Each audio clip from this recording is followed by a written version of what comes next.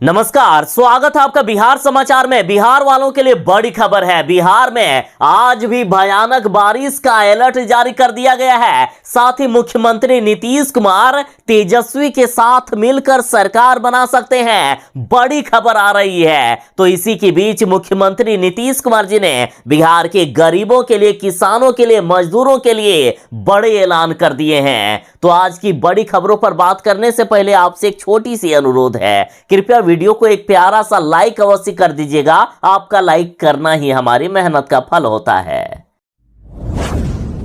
बिहार में आज भी भयानक बारिश और तेज वज्रपात का मौसम विभाग ने अलर्ट जारी कर दिया है। साथ ही बिहार के लोगों को सावधान रहने को कहा है। और पिछले 24 घंटे की बात करें तो बिहार में वज्रपात से 15 लोगों की मौत हो गई है। मुख्यमंत्री नीतीश कुमार जी ने शोक जताया और 4-4 लाख रुपए की राशि देने का ऐलान कर दिए हैं। और इसके पहले दिन भी बिहार में 11 लोगों की वज्रपात से मौत हो गई थी। तो लगातार बिहार में हर दिन लगभग 10 लोगों की मौत हो रही है वज्रपात से। और आज मौसम विभाग के अनुसार बिहार के 19 जिलों में भयानक बारिश होने वाली है और भारी वज्रपात को लेकर भी अलर्ट जारी कर दिया गया। और ये जिले हैं बिहार के दरभंगा, शिवहर, मुजफ्फरपुर, मधुबनी, वैशाली, सीतामढ़ी, अररिया, समस्तीपुर, सहरसा, पूर्णिया, किशनगंज, सुपौल, मधेपुरा, खगड़िया, कटिहार, मधेपुरा, जमुई, बांका, मुंगेर और भागलपुर। इन जिलों में भयानक बारिश होने वाली है। साथ ही मौसम विभाग ने बिहार के पटना सहित बाकी सभी जिलों में बारिश का अलर्ट जारी कर दिया है। मौसम विभाग का कहना है कि बिहार के पटना सहित बिहार के अन्य बचे जिलों में कहीं मध्यम दर्जे की तो कहीं हल्की बारिश हो सकती है। लेकिन आज भी बिहार के लगभग सभी जिलों में बारिश होने की बात कही गई है। भले कहीं हल्की तो कहीं भयानक बारिश का अलर्ट है।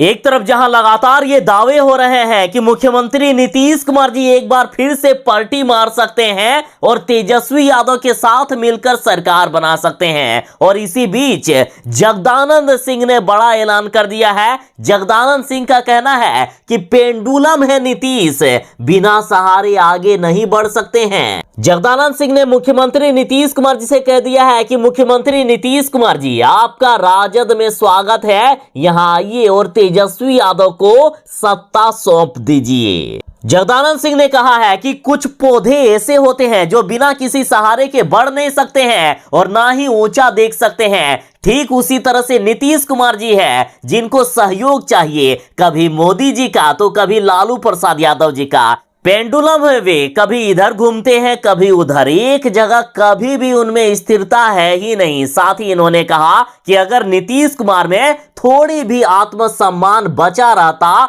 तो वे कब का भाजपा का साथ छोड़ देते। नीतीश कुमार इतनी बदनामी और बेइज्जती झेलने के बाद मुख्यमंत्री की कुर्सी पर बीजेपी के साथ नहीं रहते। इन्होंने मुख्यमंत्री नीतीश कुमार जी को न्योता दे दिया है कि आइए और तेजस्वी यादव के साथ मिलकर सरकार बनाइए। जगदानंद सिंह ने कहा है कि जनता ने तो तेजस्वी यादव को मुख्यमंत्री बना दिया था, लेकिन मुख्यमंत्री जी आपने और बीजेपी ने मिलकर जनता के जनादेश को जो लूटा है, अब उसके पश्चाताप का समय आ गया है। अब भी मौका है तेजस्वी यादव को मुख्यमंत्री बनाकर अपने पाप का पश्चाताप कर लीजिए। राहुल गांधी को पुलिस ने गिरफ्तार कर लिया है और अब पप्पू यादव बोले हैं कि राहुल गांधी की कभी भी हत्या करवा सकती है केंद्र सरकार।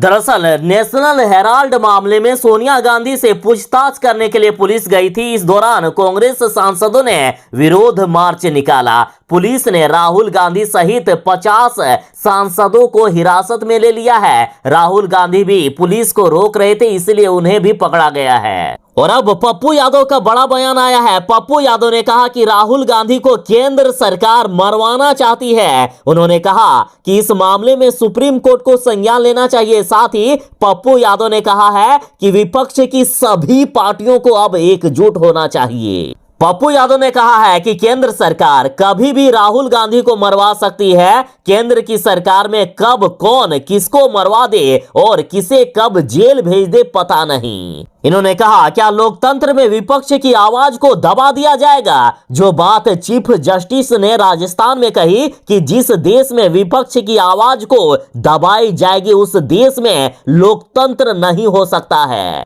साथ ही इन्होंने कहा कि ऐसे क्रूर शासक के खिलाफ अब सभी विपक्षी पार्टियों को एक साथ होना चाहिए। यदि बिहार में बाढ़ से बचाव के कार्य सही तरीके से होते, यदि इसमें घोटाला नहीं होता, भ्रष्टाचार नहीं होता, तो आज बिहार का कोई भी जिला नहीं डूबता। आज बिहार में बांधों का निर्माण होता है, तटबंधों का निर्माण होता है, पुलों का निर्माण होता है, लेकिन सभी टूट जाते हैं। लेकिन अंग्रेजों के जमाने के बनाए हुए पुल अब भी सुरक्षित खड़े हैं। तो बिहार में बड़ा भ्रष्टाचार हो रहा है। और अब एक बड़ा मामला सामने आया है। पूर्णिया में बाढ़ के नाम पर घोटाले का आरोप जदयू जिला महासचिव ने मुख्यमंत्री जी से की है। पूर्णिया में बाढ़ से बचाव के लिए एफडीआर के नाम पर करोड़ों रुपए का घोटाला का मामला सामने आया है। बायसी थाना के रहने वाले जदयू जिला महासचिव शकीलुर रहमान ने जिले के अधिकारी, स्थानीय जनप्रतिनिधि और संवेदक पर एफडीआर के नाम पर 14 करोड़ 81 लाख रुपए के गबन करने का आरोप लगाया है। शकीलुर रहमान ने मुख्यमंत्री नीतीश कुमार जी से पूर्णिया के आयुक्त, जिलाधिकारी से लेकर संबंधित विभाग को पत्र लिखकर मामले की जांच कर कानूनी कार्रवाई करने की मांग की है। और अब इस शिकायत के बाद घोटालेबाजों में हड़कंप मच गया है। इन घोटालेबाजों के पैरों तले जमीन खिसक गई है। इन लोगों की रातों की नींद उड़ गई है। तो जब ऐसे लोग सामने आएंगे तब जाकर बिहार में घोटाले रुक पाएंगे। अब तक की बड़ी खबर आ रही है कि मुख्यमंत्री नीतीश कुमार जी कोरोना पॉजिटिव पाए गए हैं। राष्ट्रपति के शपथ ग्रहण में भी इसलिए शामिल नहीं हुए थे मुख्यमंत्री जी। मुख्यमंत्री जी पिछले 2 दिनों से बुखार से ग्रस्त थे और जब इन्होंने कोरोना जांच करवाया तो इनका कोरोना पॉजिटिव रिपोर्ट आया है। और साथ ही इधर बिहार में लगातार कोरोना के मामले बढ़ते ही जा रहे हैं। बिहार में पिछले 24 घंटों में 355 नए कोरोना के मरीज मिले और सबसे अधिक पटना में 94 पॉजिटिव मरीज मिले हैं। अभी बिहार में टोटल एक्टिव मरीजों की संख्या 1850 तक पहुंच गई। बिहार में जदयू और बीजेपी का गठबंधन टूट सकता है। एक बार फिर से संकेत मिल रहे हैं कि नीतीश कुमार जी पलटी मारकर राजद के साथ जा सकते हैं और बिहार में एक बार अब तेजस्वी यादव की सरकार बनने के संकेत मिल रहे हैं। और जब जदयू के नेता उपेंद्र कुशवाहा से पूछा गया कि क्या ये गठबंधन चलने की गारंटी है, तो उपेंद्र कुशवाहा ने कहा कि फिलहाल तो हम साथ हैं, लेकिन आगे का पता नहीं है। इन्होंने कहा कि हमारा गठबंधन टूट सकता है, आगे हम साथ रहेंगे या नहीं इसका पता नहीं। और इससे पहले नीतीश कुमार की पार्टी से उपेंद्र कुशवाहा यह भी बयान दे चुके हैं कि जदयू और आरजेडी के सिद्धांत कई मामले में एक जैसे हैं। तो इन बयानों से अब साफ संकेत मिल रहा है कि कहीं ऐसा तो नहीं एक बार फिर से लालू यादव और नीतीश कुमार जी एक साथ होकर बिहार पर राज करने वाले हैं। क्योंकि देखा जा रहा है कि लगातार जदयू वाले बीजेपी पर हमलावर हैं, तो वहीं बीजेपी वाले भी जदयू को नीचे दिखाने का कोई भी मौका नहीं छोड़ रहे हैं। देखिए, इससे पहले उपेंद्र कुशवाहा ने यह बयान दिए हैं कि नीतीश कुमार अगर नेता नहीं है तो बिहार में एनडीए खत्म। इनका कहना है कि बिहार में एनडीए मतलब नीतीश कुमार और नीतीश कुमार मतलब एनडीए। इन्होंने कहा कि नीतीश कुमार के बिना एनडीए की कोई कल्पना नहीं की जा सकती है। बिहार के छात्र इस सिस्टम से परेशान हो चुके हैं। बिहार में 3 साल का कोर्स 5 सालों में होता है। लगातार बिहार के छात्रों का, बिहार के युवाओं के भविष्य के साथ खिलवाड़ किया जा रहा है। चाहे ग्रेजुएशन हो, पीजी हो, किसी भी कोर्स को ये सरकार समय पर नहीं कंप्लीट करवा पा रही है। और जब ये मामला गंभीर होता गया, जब बिहार की शिक्षा व्यवस्था की खूब बदनामी होती गई, तब जाकर अब शिक्षा मंत्री का बयान आया है। शिक्षा मंत्री बोले कि अब परीक्षाएं नियमित होगी और समय पर अब सेशन कंप्लीट होगा। और ऐसा भी नहीं है कि शिक्षा मंत्री जी को ये सब कुछ पहले पता ही नहीं था, उनका तो काम ही है, वे शिक्षा मंत्री हैं। उसके बावजूद बिहार की शिक्षा व्यवस्था की हालात इतनी खराब है, बिहार में लगातार सेशन लेट करवाया जा रहा है और अब जाकर बिहार के शिक्षा मंत्री जी जागे हैं। इसके बाद भी कब कार्रवाई होगी, कब आखिर सेशन समय पर कंप्लीट होगा, इसकी भी अभी तक गारंटी नहीं है। जब छात्रों ने हंगामा किया, जब जाकर ये मामला बिगड़ता गया, तब बिहार के शिक्षा मंत्री जी ने कहा है कि छात्रों की मांग बिल्कुल जायज है, अब समय पर सेशन कंप्लीट करवाया जाए। और यदि बिहार के सरकारी स्कूलों की बात करें तो इसकी हालात तो और भी खराब है। अभी भी बांस के नीचे बच्चे पढ़ने को मजबूर हैं, तो कहीं एक ही कमरे में 8-8 कक्षाएं एक साथ चल रही है। और लगातार सोनू कुमार जैसे लड़के को अब सामने आना पड़ रहा है मुख्यमंत्री जी से ये कहने के लिए कि सरकारी स्कूलों में पढ़ाई नहीं होती है। बिहार में कोरोना के साथ ही एक और बड़ा खतरा मंडरा रहा है। दरअसल बिहार में मंकी पॉक्स का पहला संदिग्ध मरीज मिल गया है। पटना के ब्यूटिशियन में दिखे हैं लक्षण। और इनकी ट्रेवल हिस्ट्री की बात करें तो पिछले कई दिनों से वे पटना से बाहर गए भी नहीं हैं और वे ब्यूटिशियन हैं, तो अभी तक कितने भी लोगों के संपर्क में आ गए होंगे वे। और कोरोना की तरह ही ये भी छूने से फैलता है, या यूं कहिए कि संक्रमित व्यक्ति के संपर्क में आने से एक स्वस्थ व्यक्ति को मंकी पॉक्स हो सकता है। और जिसमें ये मामला मिला है, ये महिला पटना सिटी के गुड़हट्टा एरिया में रहने वाली है। मंकी पॉक्स को लेकर पूरे बिहार में अलर्ट जारी कर दिया गया है। चिकन पॉक्स तो आप जानते ही हैं और उससे ये कई गुना ज्यादा खतरनाक है। चिकन पॉक्स तो लगभग 1 सप्ताह में ठीक हो जाता है, लेकिन ये 2 से 4 सप्ताह तक रहता है और इसके साथ ही इसमें जान जाने का भी ज्यादा खतरा है। काफी ज्यादा दर्दनाक होता है मंकी पॉक्स बीमारी।